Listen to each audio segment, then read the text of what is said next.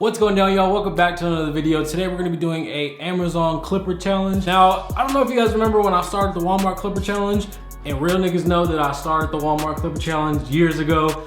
So this is kind of the same thing, taking a not cheaper clipper, but less expensive clipper and seeing how it stacks up with the main clippers that we've used in the barber industry. Now the clipper is called the Fade King. It's actually one of you guys, one of my subscribers sent me this clipper. He asked if I can do a review on it, and why not do a video on it, you know what I'm saying, help him out. It is completely wireless. It does have an LED screen that shows you the percentage. So if it's at 99%, it will say 99% charged, so on and so forth until it dies and you have to recharge it again. Now it does last a long time. I did a whole haircut and it only got down to like 90%, starting at 99. It comes with a full guard set.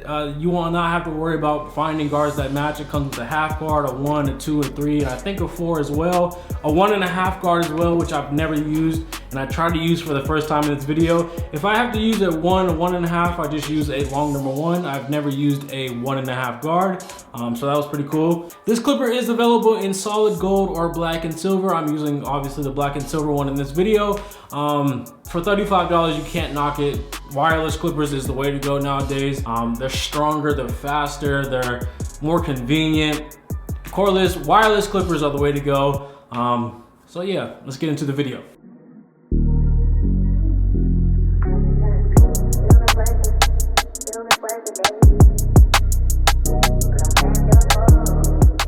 All right, y'all, with this haircut, you guys have seen before, I used the Andis Master wireless clipper, so it's kind of a good gauge of comparison between that clipper and this one. But what I want you guys to notice with this clipper is how smooth it's cutting. It's not pulling, it's not inconsistent with its cuts. It's real smooth. The lever doesn't open up as wide as the Master or the Fast Feed, but it still gets the job done. So our first guideline, obviously, as always, is going to be lever closed with no guard.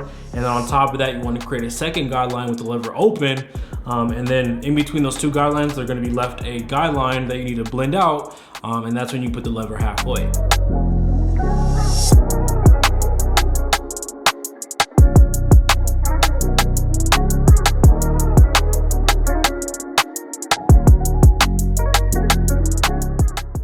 So with this clipper, I was trying to use the same guards that I would use with a normal clipper, like the Andis Master. So I did slap on a number 1 guard open, and then from there I did try to use the number 1.5 guard, which I've never used before. So in my estimation, the fade on this side came out a little bit choppy towards the top of this fade into the waves. And that's just from me not being used to using this kind of guard system. But I mean, no excuses. It could have came out a little bit cleaner. And I think on the other side of the head, you guys will see I got kind of used to it and the fade came out buttery clean.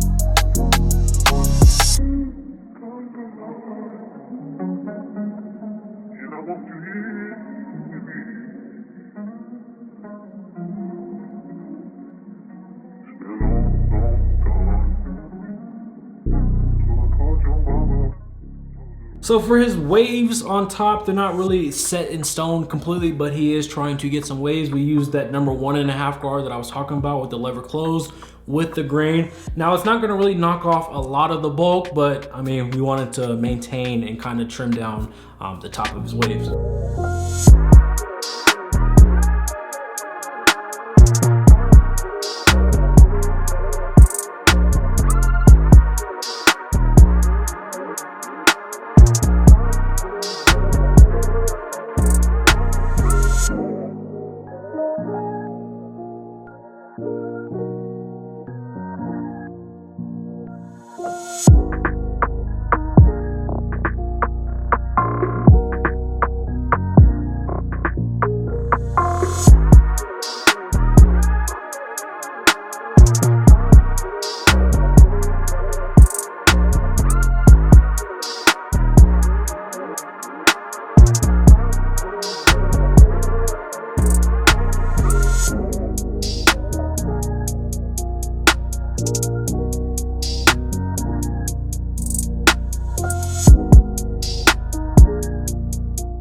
And as you guys can see right here, there is a little bit of dark spots that I left behind in the top portion of his fade. Like I said, that was just me getting used to that number 1.5 guard. I really don't see the point of using a 1.5 guard. You can just use a 1 guard all the way open and then close it, play in between there. But if you're used to using a 1.5 guard, this set does come with it.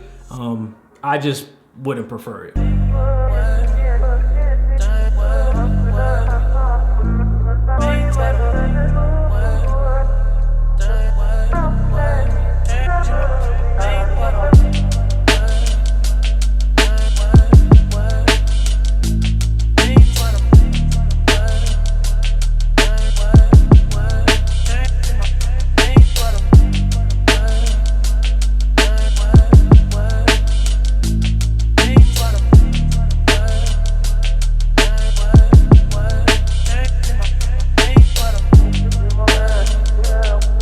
So the clipper itself is extremely quiet. I will give you guys a sound bite of the EJones Master Wireless, and this one, it's way quieter.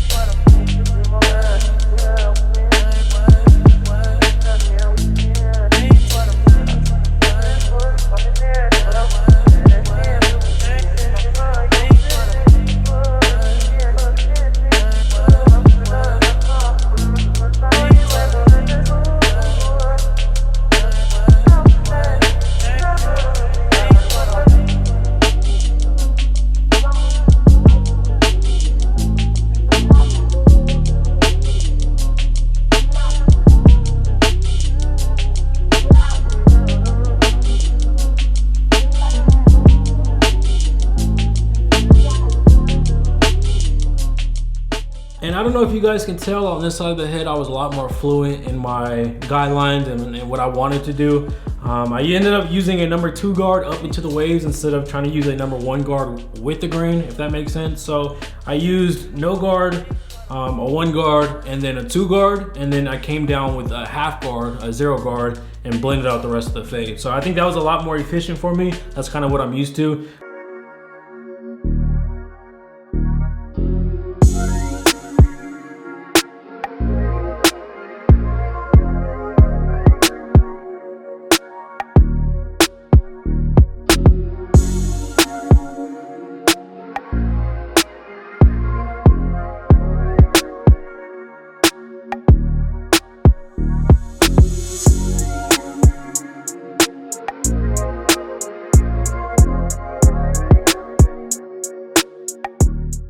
And if you're wondering why I always leave the bottom of the fade there as I fade upwards, it's because I create my guideline with the lever closed, and that keeps me from creating a harsh bottom line with my liners. So when the fade's done, I go in with my liners and bump out the bottom of the fade, and you're left with no harsh bottom line that you're trying to fight to get out.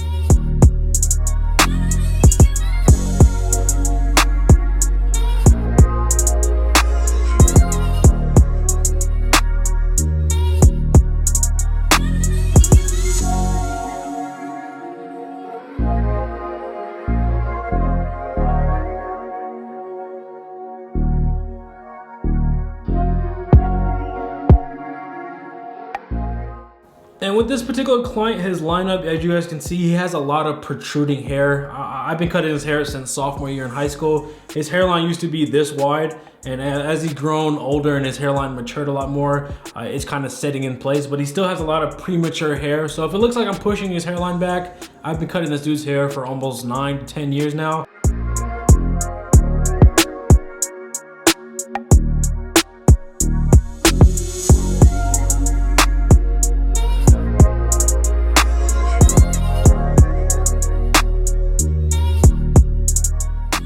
And And what I've been doing a lot lately is not really touching the liners on his side box. I've been leaving that for the straight razor because the straight razor is a lot sharper. It leaves a sharper lineup, a crispier lineup. I always end up following the clipper up with the straight razor anyway, so I might as well just leave it for the straight razor. It just saves me time and energy and less skin irritation.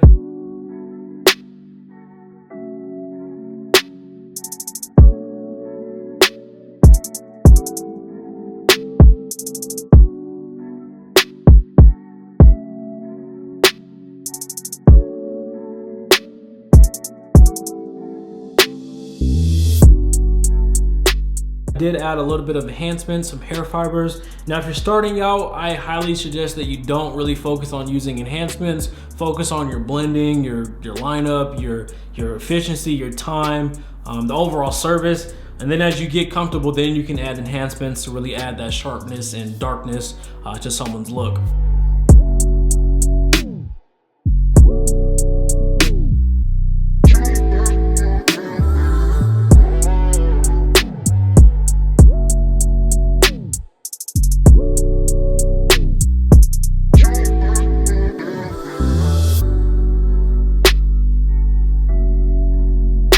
Now, I've been cutting hair for 10 years almost, I think, so it doesn't really matter what clipper that I use, but for someone starting out, hopefully you guys can see that this is a clipper that's cheap in price, but not cheap in service. I just gave a fresh haircut using a $35 wireless clipper that you can find on Amazon. Link will be down in the description. And I'm not getting paid to say any of this. He just sent it to me, asked if I could do a review. I'm doing a favor, but I actually enjoy the clipper for the price.